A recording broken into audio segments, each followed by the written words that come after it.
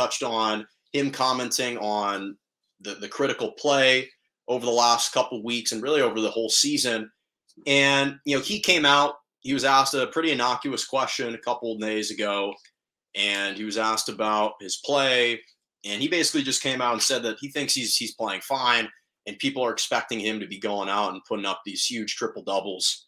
And all he can do is kind of control how he plays and the effort that he gives out night in and night out, which is what he's doing. So in fairness to Westbrook, I didn't just want to listen to the clippings. I didn't want to listen to the snippets. I went back and I listened to the entire interview because I wanted to hear the unvarnished truth, the uncensored interview from start to finish. And let me first just say that you're not going to find, and I know Russell Westbrook isn't watching me right now, but if for whatever reason he is, you're not going to find a bigger proponent and a bigger advocate of Russell Westbrook. I absolutely admire this guy. He's one of my favorite players in the NBA. He's one of the big reasons why I loved the NBA and why I love the game of basketball. His commitment to his craft, his relentless energy. He never cheats us. He never cheats us as the fans. And I respect the hell out of him. He's from LA. He played at UCLA. I have his jersey, for crying out loud, behind me. I am in awe of Russell Westbrook. He's a surefire Hall of Famer. He's one of the greatest NBA players of all time. And the effort that he's put out is incredible. And I can't thank him enough for all the memories that he continues to leave for me. And again, I've always been a defender of him, whether it was the shortcomings in OKC or with Houston or with Washington. I've been a public defender of Westbrook. I absolutely think he is incredible. But he missed the boat on this one. And it pains me to say it, but he simply missed the mark here because it's a bit delusional right now, what he's saying. And I know that he was kind of brushing off the question, kind of half-jokingly, self-assessing. But if he truly thinks that what people are expecting from him is to put out triple-doubles, and especially exorbitant triple-doubles like this, then he's unfortunately failed to realize what the true issue is. And he's failed to realize what it is that people are expecting from him, because what he's showing is a lack of understanding and a lack of awareness right now. And again, I hate to have to say this about him because he's one of my favorite players ever. Again, I have his jersey right behind me, but I'm not. The problem is he's not holding himself accountable enough.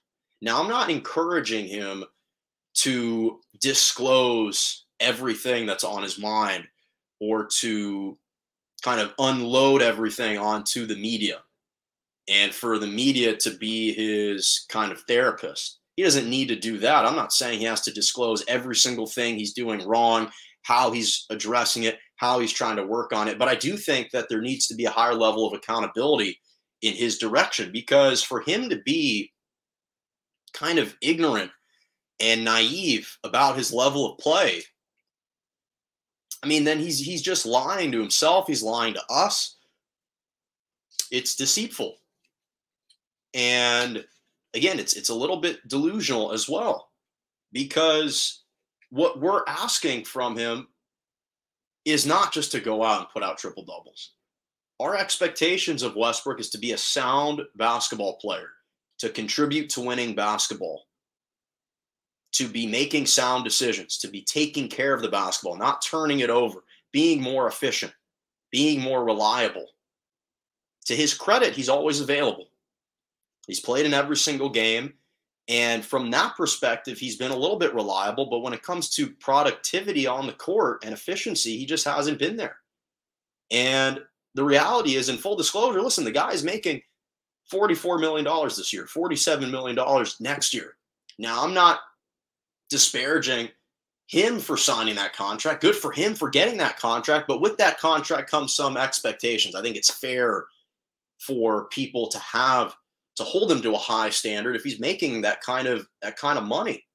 So when he gives you 13 points, 12 rebounds, 11 assists against the Nets on Christmas, but he goes 4 for 20 It's simply not good enough. It's not good enough. Even against the Houston Rockets last night, he had a 24-point triple-double, but he committed 7 turnovers. He just has to take care of the basketball. And again, the NBA is a make or miss league. So it's not like I'm expecting him to shoot a high field goal percentage every single night. Those aren't the only criteria with which we're grading him, that it's based on. But the problem is there haven't been enough stretches of consistency that he's shown where he is exhibiting those sound basketball decisions. It's been fluctuating. Every other game, he's got one great performance one game and a subpar, if not poor performance the next game. And so the problem is he hasn't been showing signs that he's been trying to improve that aspect of his game. And that's the issue right now, is he's just not holding himself accountable enough. Again, I don't care if he wants to be short with the media, if he wants to be evasive, if he doesn't want to disclose everything. He's well within his right to do that. But at this point, these acts of defiance, it's right now, I just don't think he's holding himself accountable enough at this point. And for someone who is making that kind of money, I think those expectations should be had. I truly do. And again, I was a fan of the trade, even though I had my reservations.